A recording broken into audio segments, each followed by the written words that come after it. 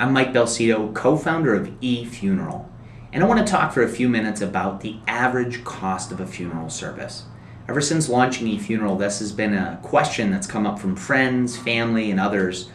And I think that they're curious. Most people that have gone through the funeral planning process before, they know what they've paid for a funeral service, but they don't know what the average cost really is. And they're wondering, did we pay more than average? Did we pay less than average? Just what is that average cost?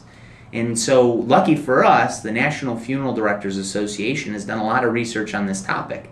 In fact, their latest statistics from 2010 show that the average cost of a funeral service is over $7,700. Now, that's specifically for a burial service, but $7,700, that cost is certainly not insignificant. I wanted to talk about some of the biggest components of that cost today, so everybody's aware. The first and the most expensive piece of that overall funeral service cost is the casket. And as one can imagine, a casket is certainly something that's not inexpensive. In fact, the average casket was over $2,200. Now, that's specifically for a metal casket, but most people don't realize that you could be paying thousands of dollars. In fact, some caskets can actually cost over $10,000. But the average one costs over $2,200. Now, the other major cost is related to the casket, and that is the vault or outer burial container. Now, this is sometimes confusing for people because not a lot of people understand what the purpose of a vault is or what specifically it's needed for. It's actually not something that in all states is legally required, but most cemeteries require that if you're burying a loved one in a casket in a cemetery, that you also must have an outer burial container or a burial vault that encompasses that casket. Now, what is the purpose of this? It's actually not to protect the casket. It's actually to protect the ground above the casket. When we walk in a cemetery, you may or may not notice, but it's relatively flat. And the reason for that is outer burial containers are used to protect that ground so that it doesn't actually sink.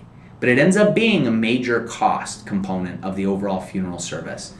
The other major cost component, and this is the last one that's over $1,000, is the non-declinable basic services fee. Now, what does the basic services fee actually mean? Well, really what you're paying for with this fee is the actual overhead that a funeral home goes through. The actual overhead, meaning the building that the facility is in, or the actual people that you're working with. The time that this funeral home is spending and working with you, this is covered in the non-declinable basic services fee. And it's important that, we're saying non-declinable because that's a fee that you really have no choice in paying. Whether it's a burial, whether it's a cremation, for any type of funeral service, that basic services fee will always be included. And on average, it's over $1,800.